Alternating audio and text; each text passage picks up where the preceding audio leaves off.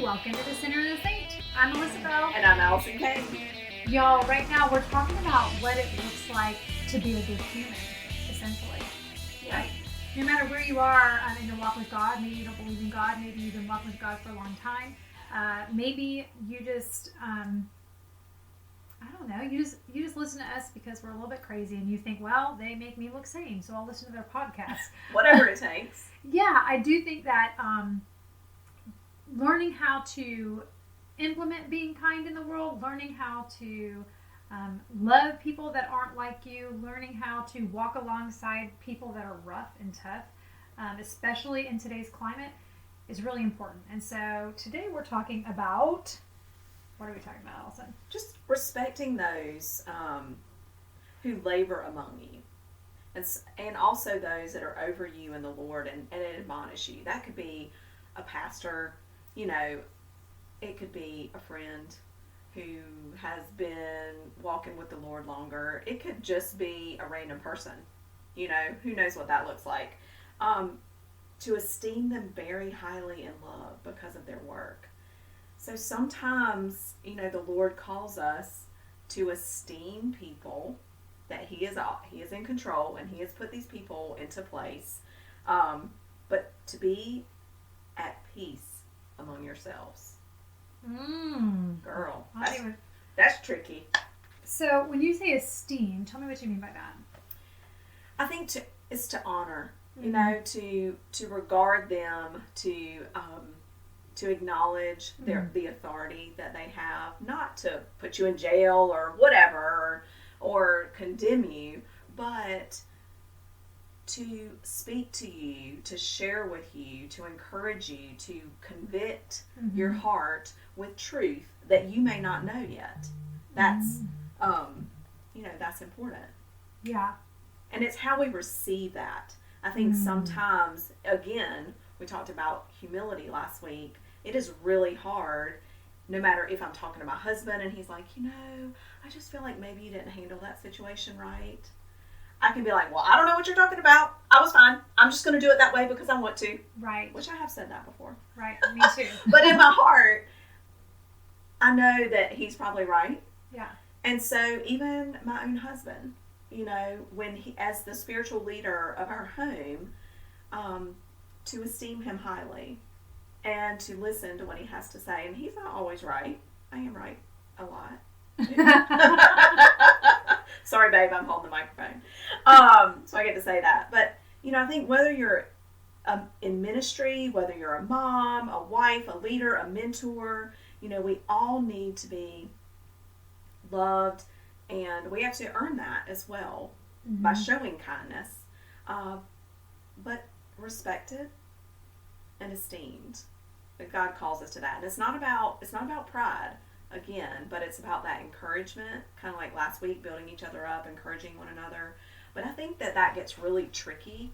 So when Paul wrote these words, he was writing to the Thessalonians, which was the first church, which I love that because, like all these people in this group, they became believers at the same time.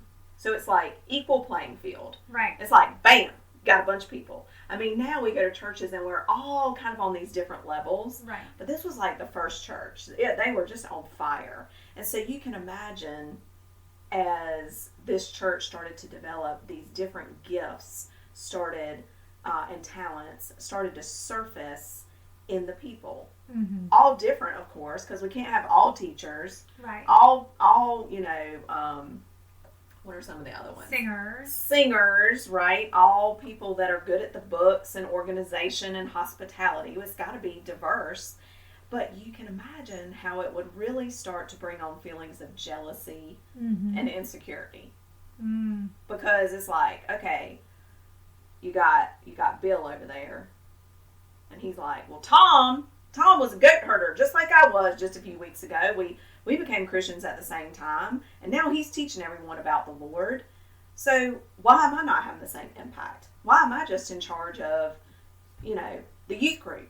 Right. That's not doing the same. Or why am I just in charge of the books for the church? Or organization things, or planning the brownies. organizing the cookout. Me too. That's just as important. But I think I can relate to that because I know that I still have to fight not to compare myself to other people. Mm-hmm. Like, well, look at her ministry, look at her speaking schedule, look at her follower, whatever it is that we use to compare ourselves these days. It can be really difficult not to get caught up in that and just to be at peace with where God has you, the gifts He's given you, and that if you reach 25 people, yeah, that's enough. Yeah, and it's about staying in your own lane. It's about staying in your space where God has placed you, because when you get out of your lane, you are no longer under God's will, and so that's kind of it's a train hot wreck mess I don't want to be in. But you were talking about holding others in high esteem, and one way that I gauge a person's heart is by how they treat a waitress or even a cashier. That's kind of where I was a waitress and a bartender for a very long time, and so I remember going to dinner after church with another family, and I watched the way the woman, who is a Christian, that's what she says, the way she spoke to the waitress, and I was mortified. I mean, I have also been in situations like that, and it's embarrassing. Check your heart, people. If you think that you can speak down to somebody because they might be in a position that you consider low, go back and read what Jesus did. Preach, girl. Oh my gosh. I mean, that right there will get under my skin. Well, I love how, he says, esteem them. He doesn't say just highly. He says very highly. And, Christ came to be a servant. Right. And if we could just change that frame of mind, I've been like you. I mean, I've been to 1,000 women's events, and have not done 1,000, but hundreds of events myself, and I've seen things that make me uncomfortable. Where the speakers, and I know that Beth Moore can't talk to everybody at the 20,000 women. I'm not saying that, but I have seen behind the scenes that there are those that really separate themselves from the women at events, and I don't know their hearts, so I can't speak to it, but I just remember saying to myself, I don't ever want to be like that. I want to be down in the thick of it with the women, and I think that's why I enjoy smaller events, because I really can try to hug or talk to or pray with and touch every woman there, which again is hard. Right. I mean, I'm not speaking to 20,000 people. Right. But I think that there is just an atmosphere of I'm not more than you because I'm up on this stage. I'm no different than you. I've struggled like you. I'm here. I don't know why. Right. God has me here. I didn't really want to be here. Yeah. But here I am, and I want to share truth with you, but I'm no better than you. And honestly, if there's one person that just needs to hear the truth of how much God loves them, then it's worth me being here. And that's the approach I've tried to take, out of humility and out of trying to esteem everyone, because we are all on the same playing field. Yeah. When it comes to the Lord. Yeah. And I think about, you were just talking about maybe someone that had pulled themselves away from the crowd, or, we just don't know people's intentions or necessarily their history. Right. And so I would humble myself to say, well, there must be a reason that is that way. Absolutely. And so if you are seeing a situation happening, maybe you feel like somebody should have, spent more time with you, or you felt like you deserved more than they gave you. I think sometimes we got to really take into consideration we have no idea. That's right. We don't know. We have to give people the benefit of the doubt, because we're not perfect. Yeah. I'm certainly not perfect. I'm sure there could be a whole line of people lining up to complain about me, that I didn't do something right. So it's looking at people's hearts, and not always. I think so many times we just assume the Yeah. worst of people. You know, like, well, she said this, so she must mean that. Not necessarily, because I say a lot of stuff, and I know my son is the worst. He interprets things. I'm like, how did you even get that out of what I said? But he obviously thinks in a completely different way than I do, because we have a lot of miscommunication, Right. you know, about simple things, just taking the dishes out of the dishwasher and putting this here and there.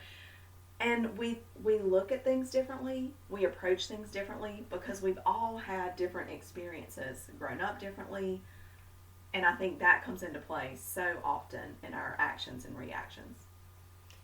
Interesting.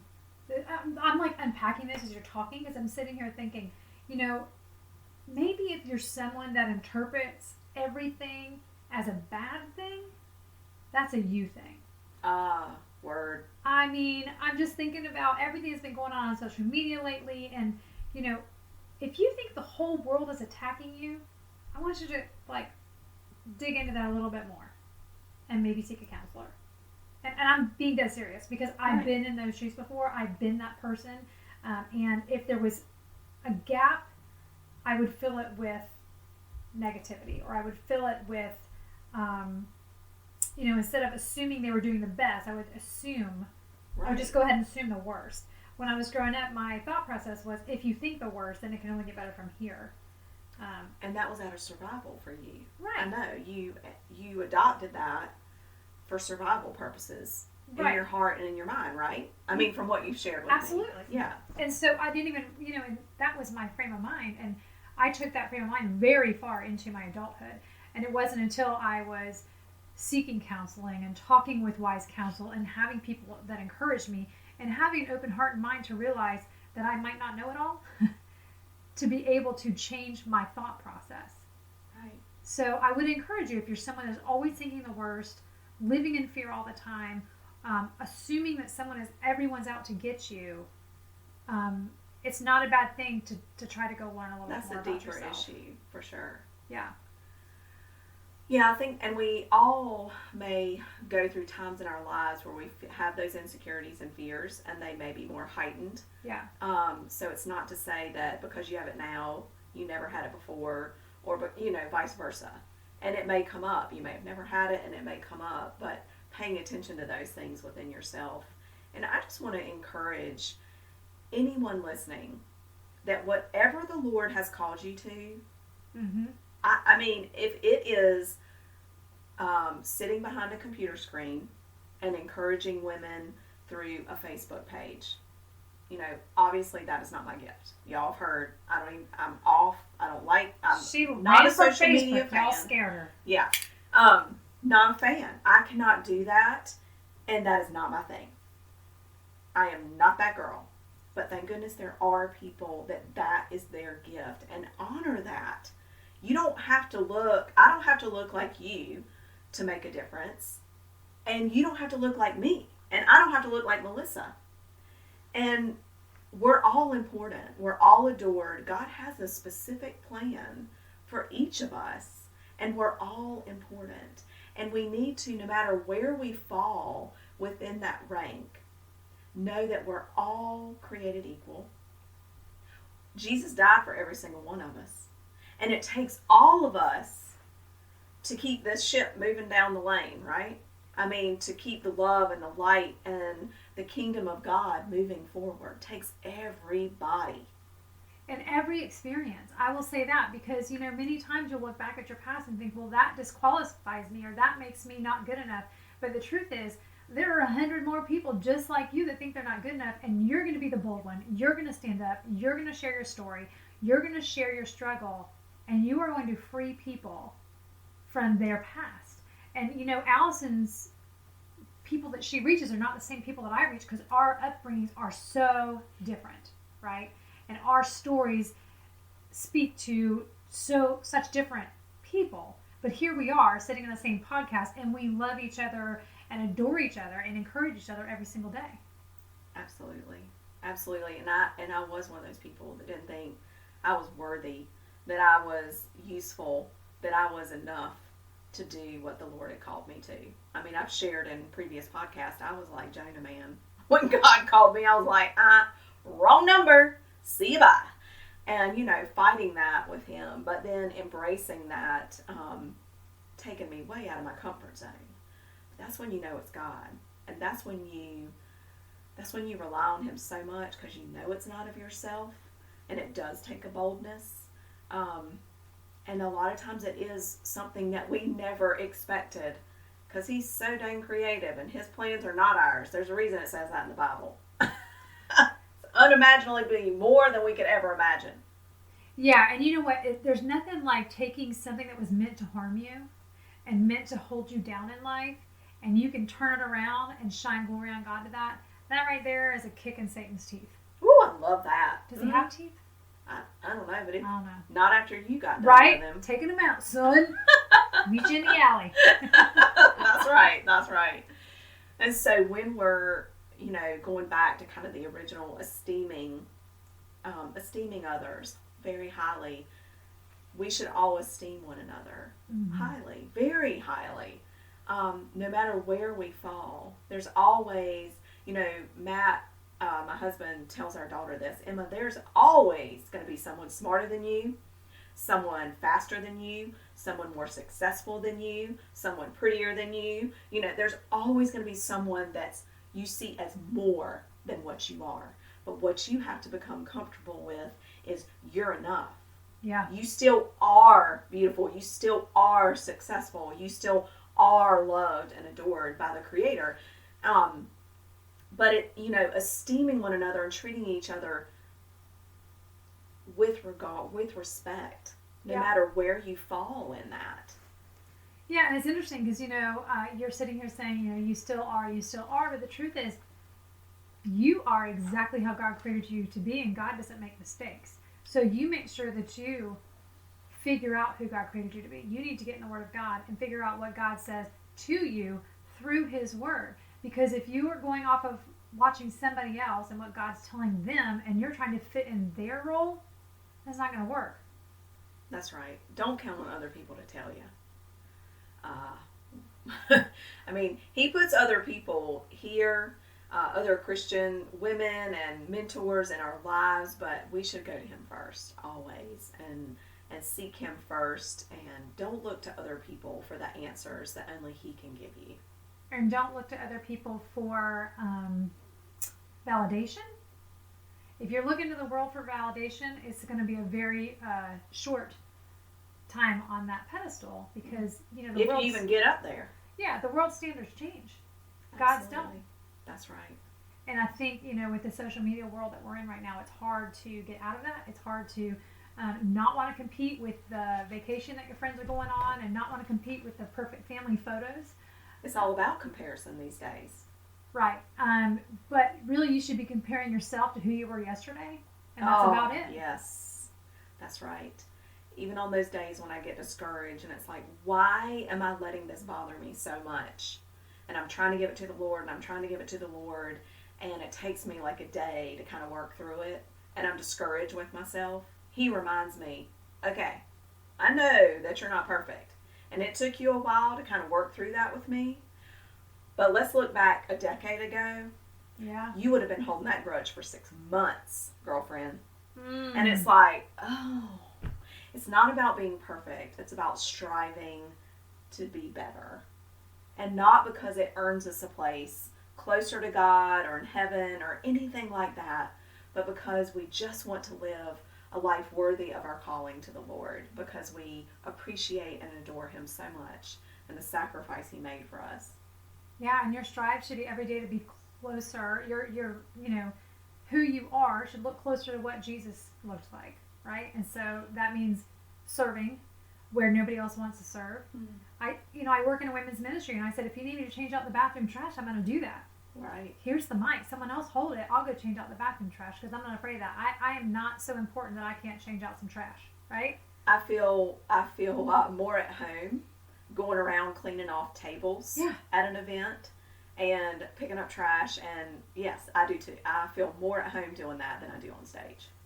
Yeah, everybody has their lane. Your lane might switch, but don't switch unless God calls you to. And we talked about being thankful, and lifting the people up that bring you closer. I think you should always have someone that is pulling you closer to be a better version of yourself from yesterday. And at the same time, you need to have your hand on somebody else that you're pulling alongside with you and encouraging them to be a better person they were yesterday. That's right. And sometimes that happens in hard conversations, and sometimes that happens with cupcakes. But, you know, a good balance is both of them. That's right. And we need both of those kinds of people in our lives. We need mentors. Yeah. No matter where you are. I don't care how long you've been following the Lord, you need a mentor, because we are never done on this journey seeking Him and growing in knowledge of Him and living more like Him in this lifetime. And then we also need those in our lives that we are mentoring. And we need both of those. You probably don't know it. I mean, like, I had to tell Allison, hey, you may not know this, but you're one of my mentors, so you can't quit on me now. Which is a huge compliment, but you are the same for me in a different way than you may think. Right. And so that's why we're good for each other. So find those people. And our prayer for you as we finish up today is that God will place those women, those mentors or men in your path that are those mentors for you.